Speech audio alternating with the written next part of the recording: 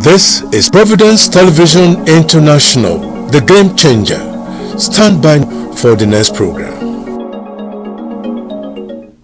This being the next program is actually the interview segment on the Morning Drive Providence Television International. As always, I would always thank you for being there for us. My name is Ogbebo Ikikwa, and we'll be in the studio this morning. I have a renowned author who will be talking on an issue that is he's quite particular about. But first of all, let me introduce him, Dr. Emmanuel Egariba. You're welcome to the studio. Thank you very much, and welcome to the Game Changer. Thank you. Dr. Emmanuel Egariba actually is a media entrepreneur, and he is also, like I said earlier on, a renowned author. He actually authored the book Pathways to Effective Leadership, and we'll be concentrating on today's topic, taking some little lessons from his book, Transparency in Leadership. What is transparency in leadership all about, sir? Well, first of all, I must say that that book incidentally has sold out completely. We're looking forward now to the print of the book. Now, transparency is one of the indices of good governance and good leadership. Transparency will mean that it's a viable index for any leader. Okay. Viable index of good governance for any leader, with emphasis. And the reason being that it ensures that leaders are held to account. For example, a lot of leaders don't care about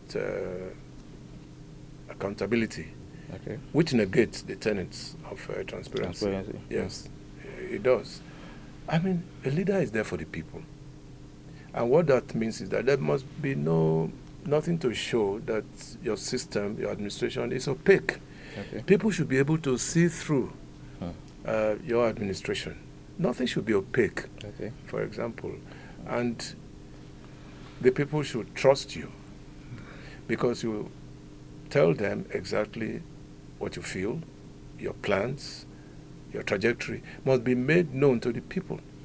Transparency is openness. Nothing should be obscure. All right. They must see through their leaders.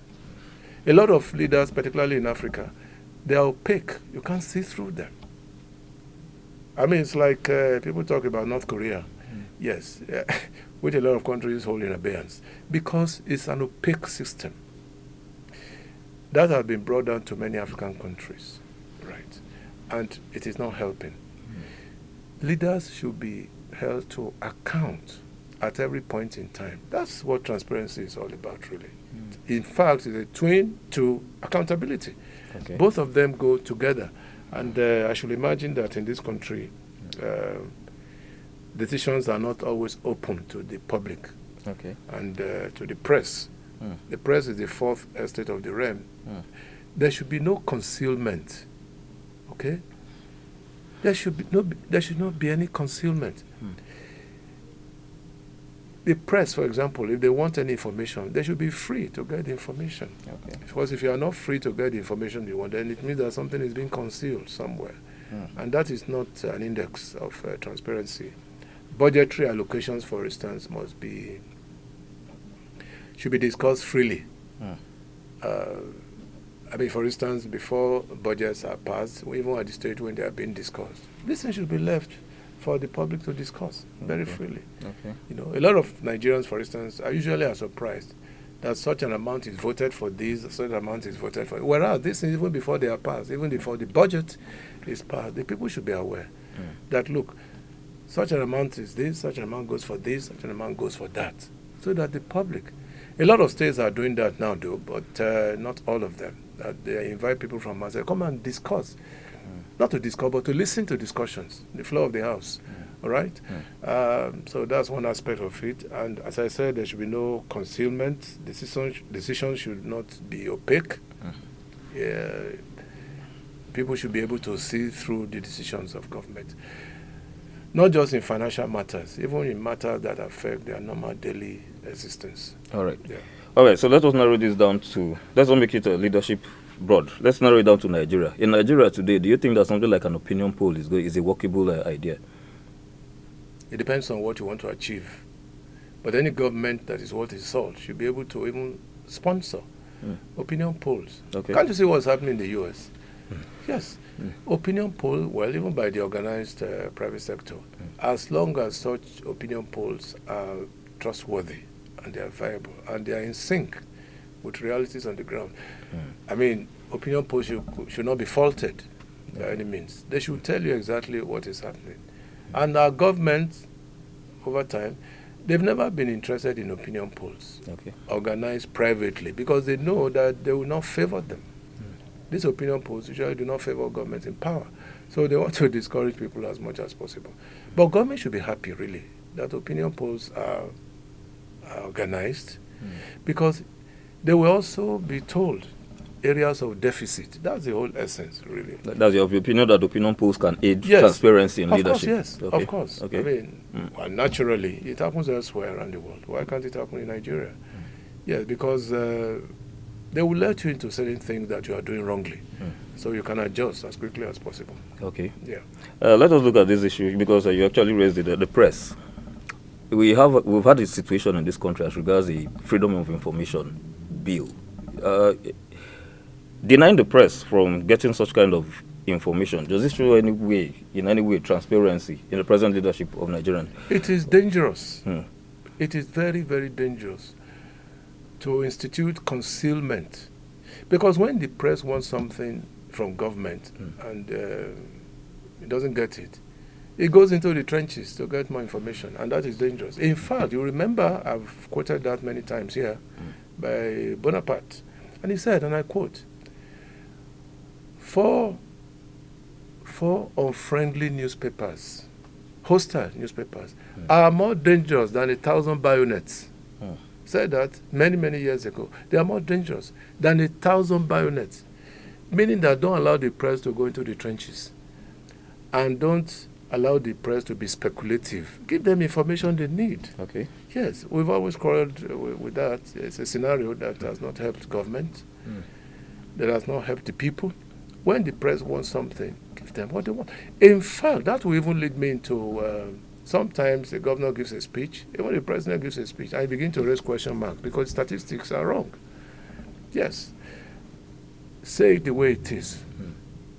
The people will applaud you more when you say it the way it is. But when you begin to shortchange the process, then you are leaving room for speculations, which is not right. All right. Talking about saying it the way it is, what's your take about strengthening of institutions in Nigeria? Well, I've always talked about that. The press is an institution, viable. In fact, that's why it's called the fourth estate of the realm. After the three main organs, you have the press. Okay? That is how important the press is. It's a major, major institution. The press, by the way, listen to this. The press can elevate governments. It can also bring governments down, particularly when you have a hostile government. Remember when Buhari was the military president, the press contributed so much in that, particularly after the draconian decree number 2.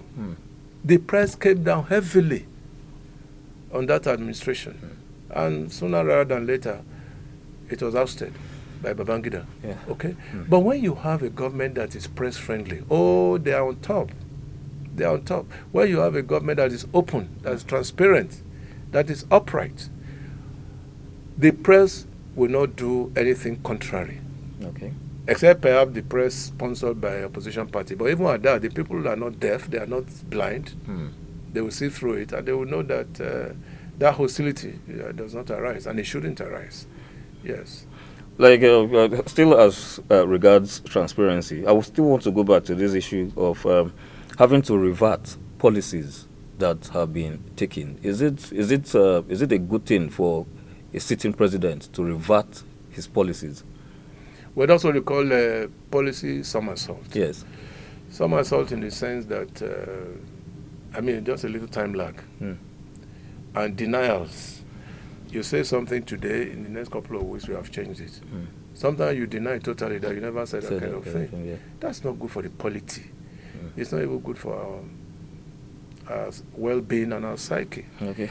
But that is different from reversal of policies over a long period of time. For instance, we are talking about petrol, the PMS issue now.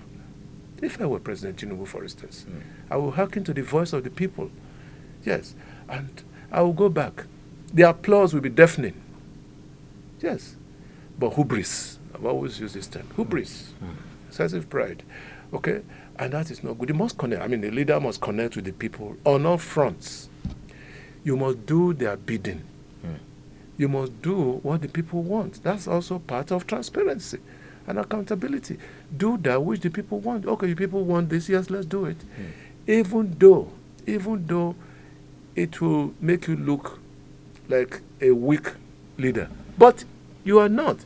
You are only being righteous. You are only being upright.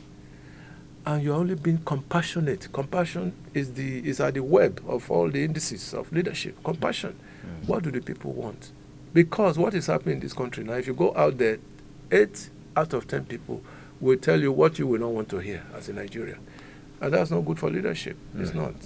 Okay, let us just throw a little insight there just before we go. We've seen a situation where the leaders, most leaders, are surrounded by people who do not tell him the truth. How do you think such tendencies can be curbed? It depends on the leader himself. Because at the end of the day, you are the one that will take responsibility, not your aides. But when your aides refuse to tell you what is good, then you have to watch it. But then the leader will not be in a position to know because it's dependent on his aides. If we have something like a CBN governor who is coming out to tell us that things are well, inadvertently, the president or the leader in power will believe that things are well. If it's coming from the president must have tentacles. Doesn't rest with the governor of the central bank. He must have tentacles all over the place to tell you. And in any case, I said it on this same program a couple of days ago, that the president must not be cocooned. Okay. He must move out of the shell. He must not be acting or operating behind a veil or behind a brick wall. That's what leadership is all about. I look forward to a day when President Tinubu will go incognito. Forget about fleet of cars in the convoy. Go incognito to see. He can even go with just his driver. Incognito. And check what is happening outside. That is leadership. Okay? When you are cocooned, and because your aides will always want to tell you what you want to hear, you hear from the wrong source. And leadership is such that you alone, between you and your God, you must sit down at the end of the day to sift.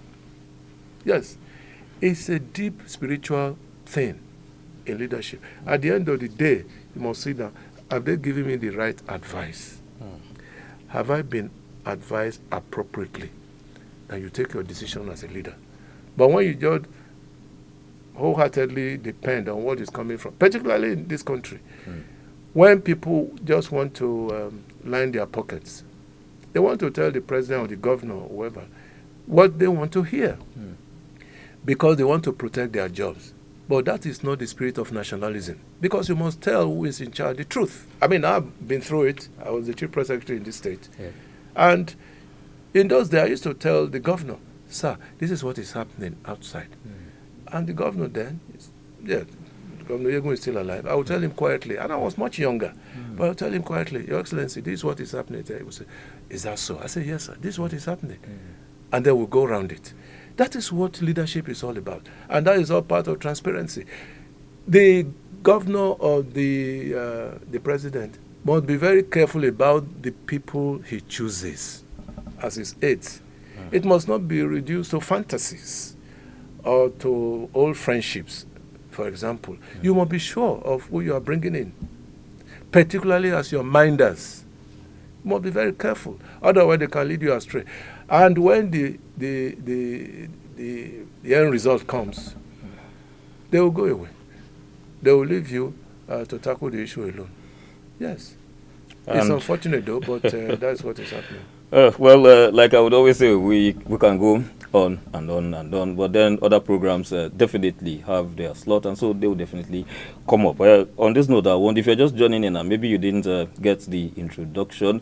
I've been talking with Dr. Emmanuel Egariba, the renowned author of Pathways to Effective Leadership. Well, on this note, I want to say once again, sir, thank you for coming to the program. Thank you very much. Always a delight. And so, as always, please stay tuned.